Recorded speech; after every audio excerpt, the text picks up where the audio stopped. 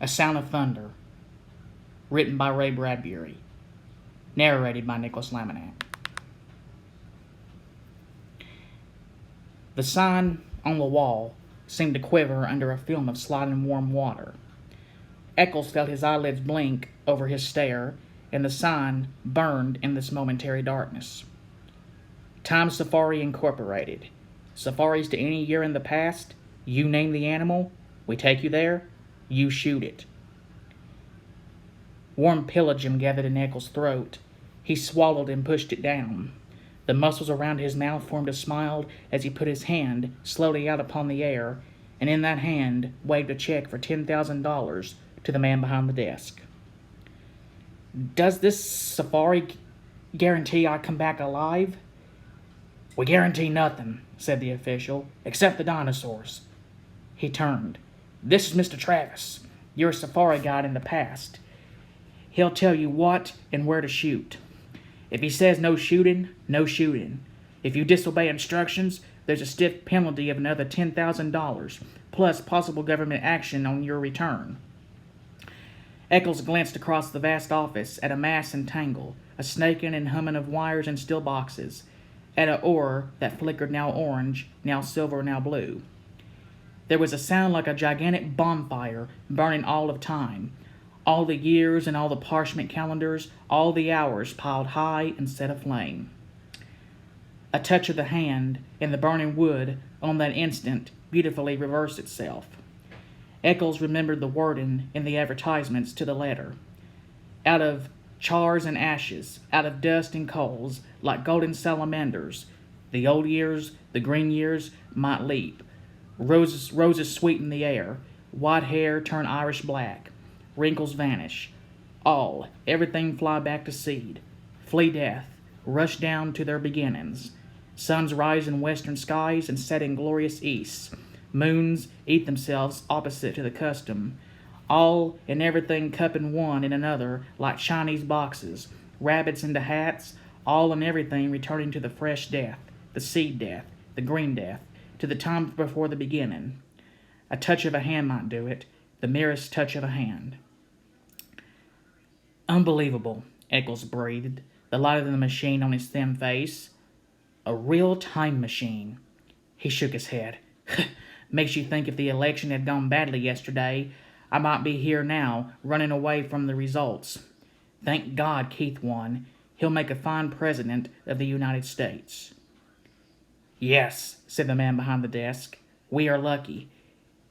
If Ducheter had gotten in, we'd have the worst kind of dictatorship. There's an anti-everything man for you, a militarist, antichrist, anti-human, anti-intellectual. People called us up, you know, joking but not joking. Said if Ducheter became president, they wanted to go live in 1492. Of course, it's not our business to conduct escapees, but to form safaris. Anyway, Keith's president now.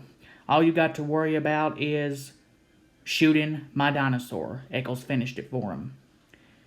A Tyrannosaurus Rex, the tyrant lizard, the most incredible monster in history.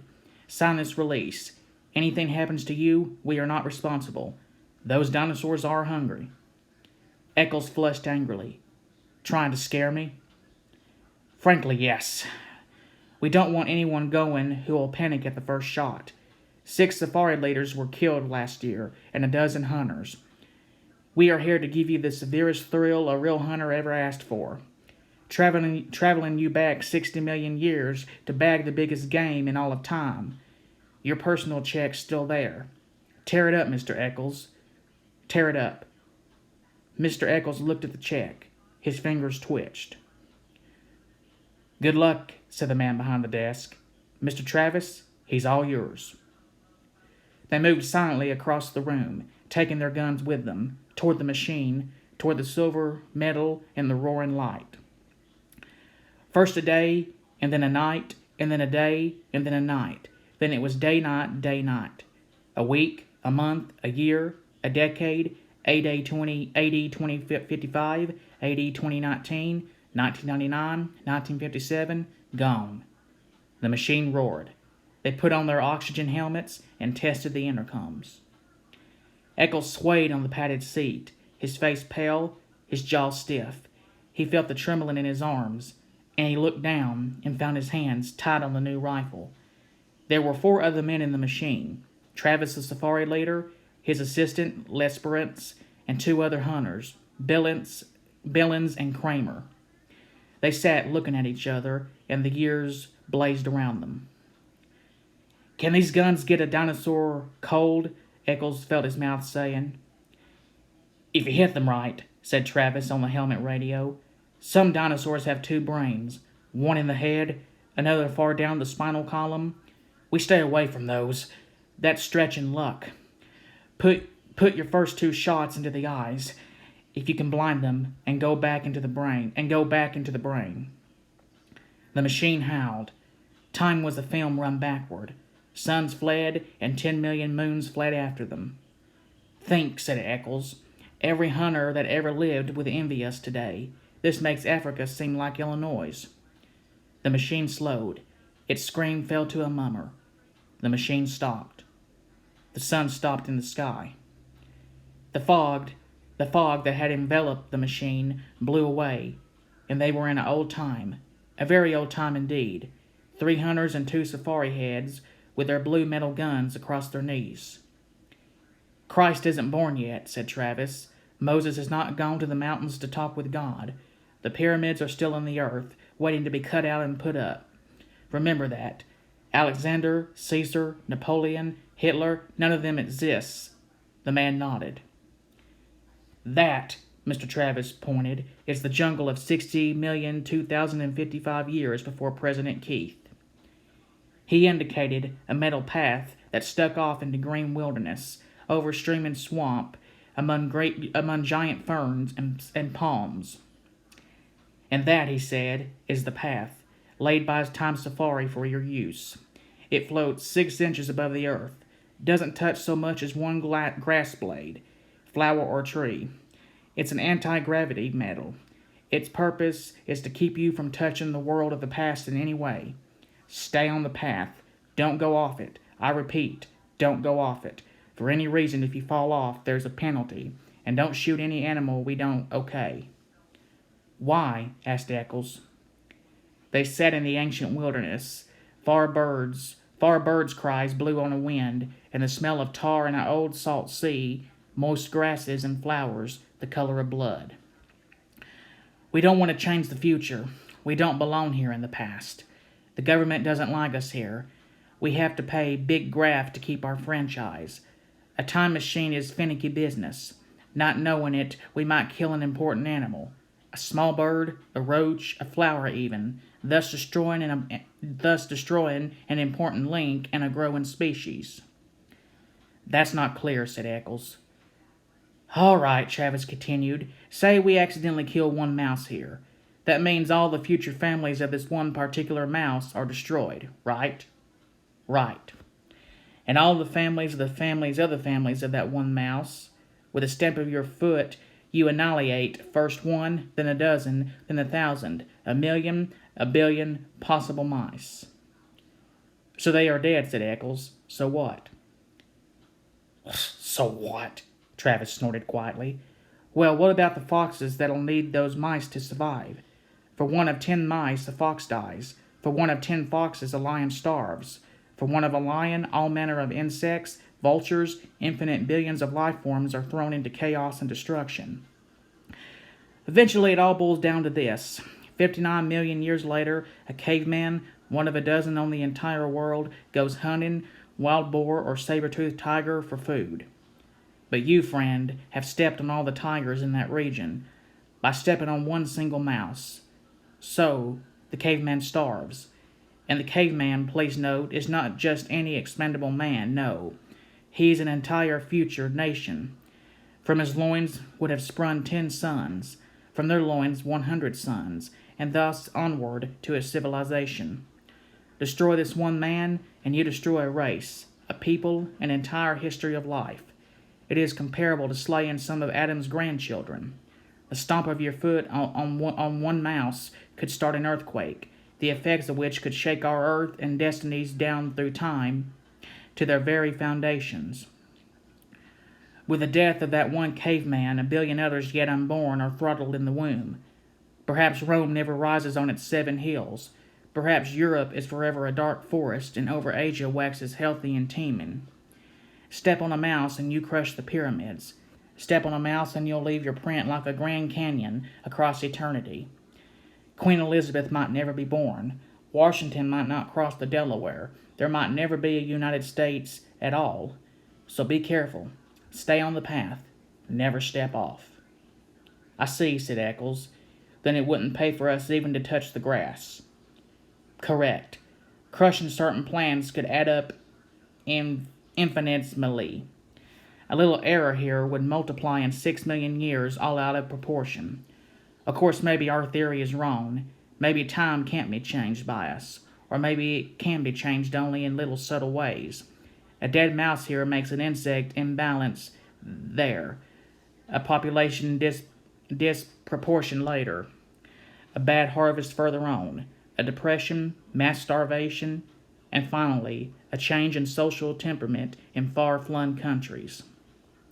Sometimes much more subtle like that. Perhaps only a soft breath, a whisper, a hair, pollen on the air, such a slight change that unless you looked close you wouldn't see it. Who knows? Who really can say he knows? We don't know. We are guessing, but until we do know for certain whether our messing around in time can make a big roar or a little rustle in history, we are being careful. This machine, this path, your clothing and bodies were sterilized, as you know, before the journey. We wear these oxygen helmets so we can't introduce our bacteria into an ancient atmosphere. How do we know which animals to shoot? They are marked with red paint, said Travis. Today before our journey, we sent Lesperance here back with the machine. He came to this particular era and followed certain animals. Studying them? Right, said Lesperance. I tracked them through their entire existence, noting which of them lives longest. Very few. How many times they mate? Not often. Life's short. When I find one that's going to die when a tree falls on him, or one that drowns in a tar pit, I know that exact hour, minute, and second. I shoot a paint bomb. It leaves a red patch on his side. We can't miss it. Then I correlate our arrival in the past so that we meet the monster not more than 2 minutes before he would have died anyway. This way we kill only animals with no future, that are never going to mate again. You see how careful we are? But if you come back this morning in time, said Eccles eagerly, you must have bumped into us, our safari. How did it turn out? Was it successful? Did all of us get through alive? Travis and Lesperance gave each other a look. That'd be a paradox, said the latter. Time doesn't permit that sort of a mess, a man mating himself. When such occasions threaten, time steps aside, like an airplane hit in an air pocket. You felt the machine jump just before we stopped. That was us passing ourselves on the way back to the future. We saw nothing. There's no way of telling if this expedition was a success, if we got our monster, or whether all of us, meaning you, Mr. Eccles, got out alive.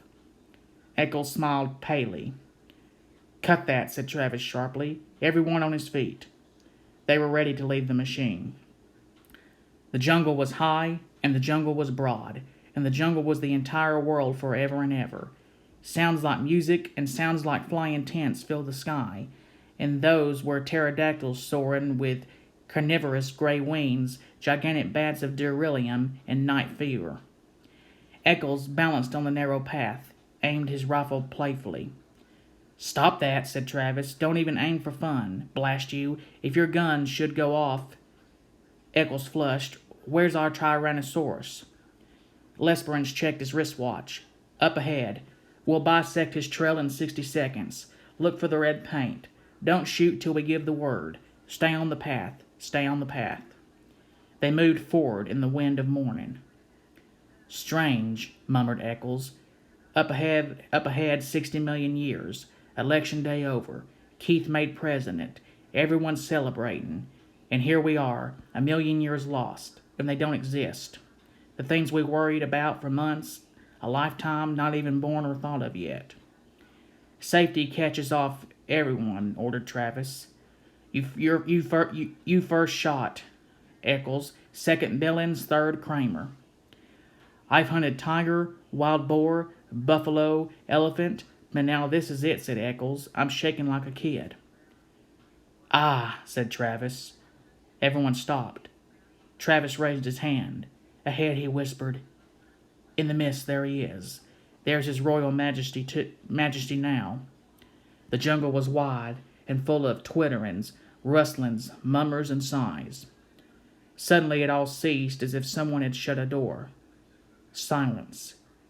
A sound of thunder. Out of the mist, 100 yards away, came Tyrannosaurus Rex. It, whispered Eccles. It... Shh. It came on, great oiled, resilient striding legs. It towered 30 feet above half of the trees, a great evil god, folding its delicate watchmaker claws close to its oily reptilian chest. Each lower leg was a piston, 1,000 pounds of white bone sunk in thick ropes of muscle, sheathed over in a gleam of pebbled skin like the mail of a terrible warrior. Each thigh was a ton of meat, ivory and steel mesh. And from the great breathing cage of the upper body, those two delicate arms dangled out front, arms with hands which might pick up and examine men like toys while the snake neck coiled. And the head itself, a ton of sculpted stone, lifted easily upon the sky. Its mouth agaped, exposing a fence of teeth like daggers. Its eyes rolled, ostrich eggs, empty of all expression save hunger. It closed its mouth in a death grin. It ran, its pelvic bones crushing aside trees and bushes, its talon feet clawing damp earth, leaving prints 6 inches deep wherever it settled its weight. It ran with a gliding ballot step, far too poised and balanced for its 10 tons.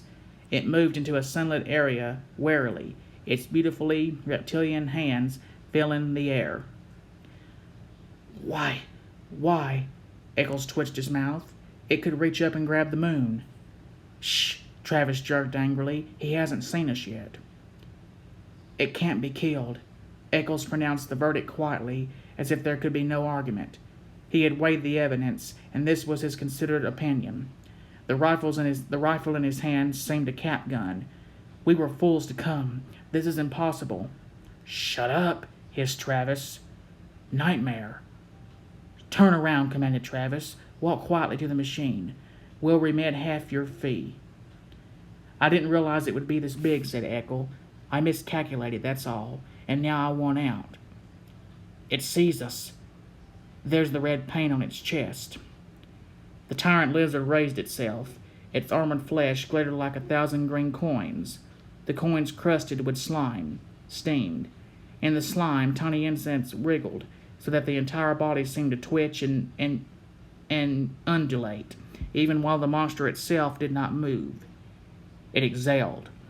The stink of raw flesh blew down the wilderness. Get me out of here, said Eccles. It was never like this before. I was always sure I'd come through alive. I had good guides, good safaris, and safety. This time I figured wrong. I've met my match and admit it. This is too much for me to get hold of. Don't run, said Lesperance. Turn around. Hide in the machine. Yes, Eccles seemed to be numb. He looked at his feet as if trying to make them move. He gave a grunt of helplessness. Eccles. He took a few steps, blinking, shuffling. Not that way. The monster at the first motion lunged forward with a terrible scream. It covered 100 yards in 6 seconds. The rifles jerked up and blazed fire. A windstorm from the beast's mouth engulfed them in the stench of slime and old blood. The monster roared, teeth glittering with sun. The rifles cracked again. Their sound was lost in shriek and lizard thunder. The great level of the reptile's tail swung up, lashed sideways. Trees exploded in clouds of leaf and branch. The monster twisted its jeweler's hands down to fondle at the man, to twist them in half, to crush them like berries, to cram them into its teeth and its screaming throat. Its boulder stone eyes leveled with the man. They saw themselves mirrored. They fired at the metallic eyelids and the blazing black iris. Like a stone idol, like a mountain avalanche, Tyrannosaurus fell. Thundering, it clutched trees, pulled them with it. It wrenched and tore the metal path.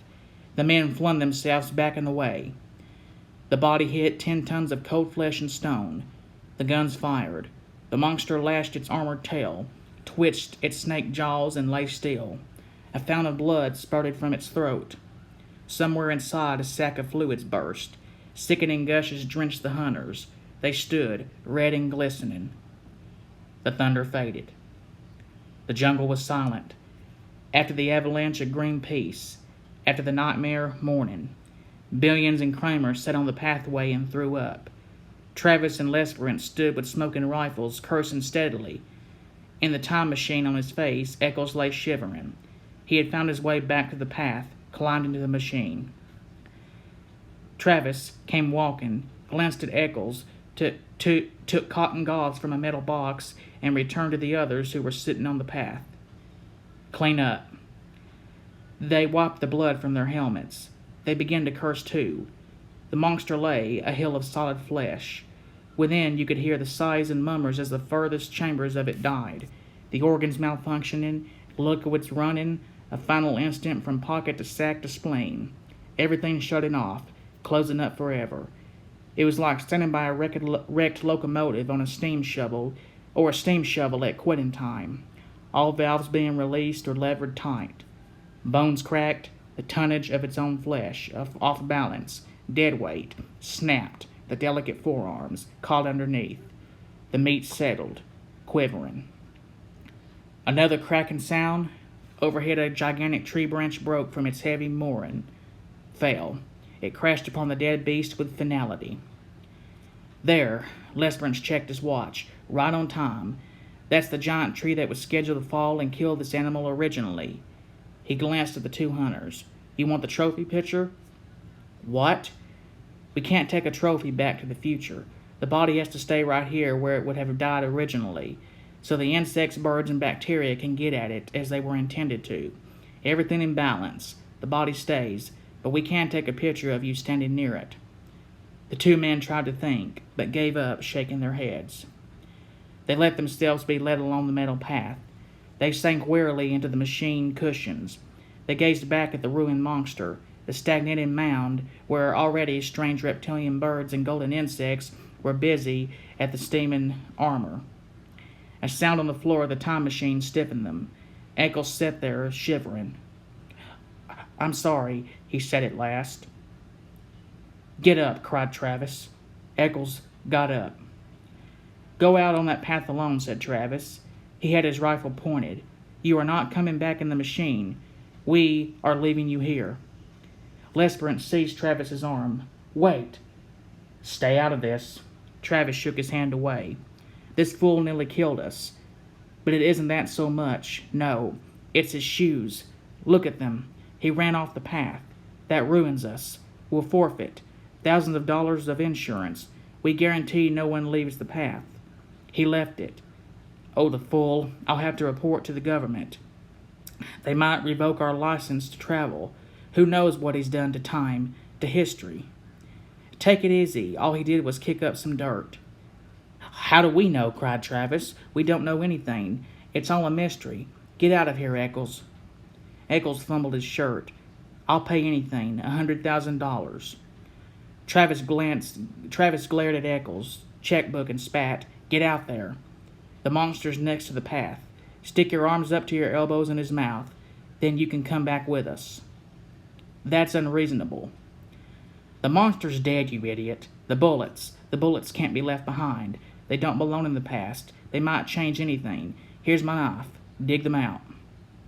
The jungle was alive again, full of old trimarins and bird cries.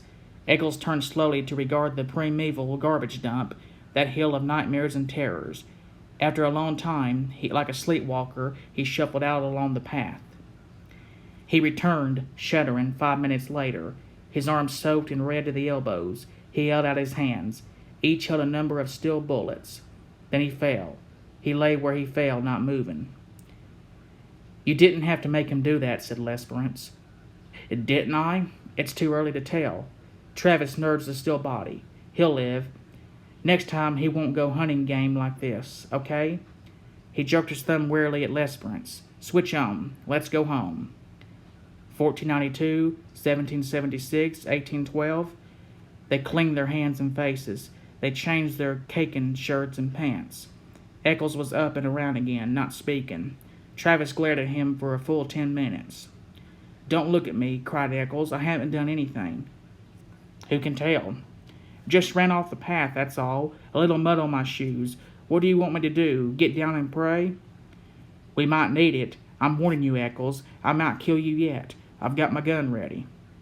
I'm innocent. I've done nothing. 1999, 2000, 2055. The machine stopped. Get out, said Travis. The room was there as they had left it, but not the same as they had left it.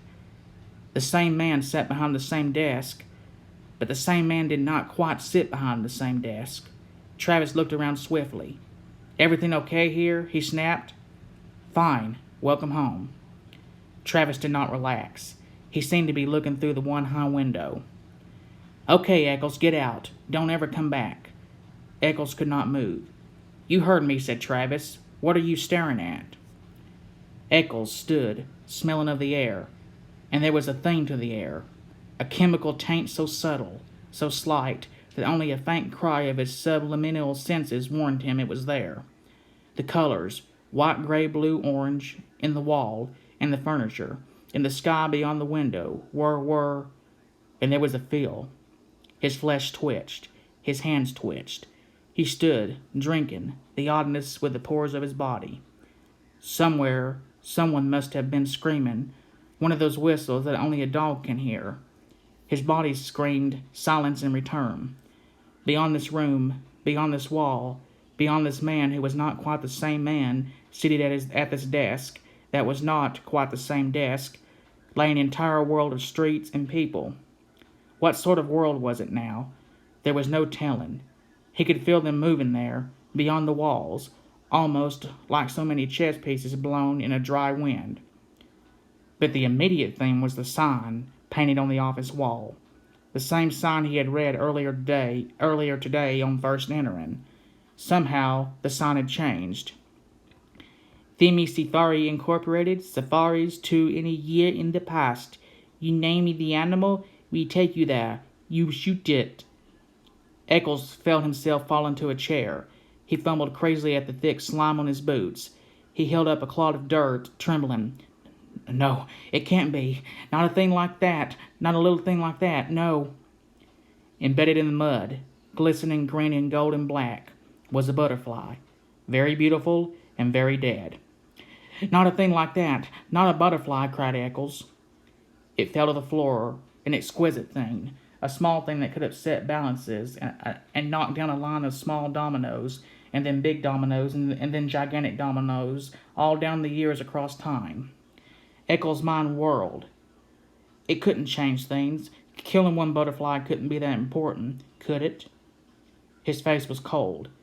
His mouth trembled, asking, Who won the presidential election yesterday?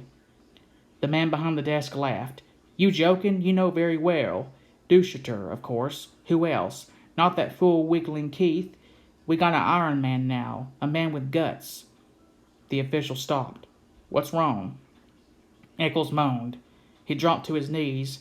He scrabbled at the golden butterfly with shaking fingers. Can't we, he pleaded to the world, to himself, to the officials, to the machine. Can't we take it back? Can't we make it alive again? Can't we start over? Can't we? He did not move. Eyes shut, he waited, shivering. He heard Travis breathe loud in the room. He heard Travis shift his rifle, click the safety catch, and raise the weapon. There was a sound of thunder. This has been A Sound of Thunder by Ray Bradbury, narrated for you by Nicholas Laminack. Hope you enjoyed.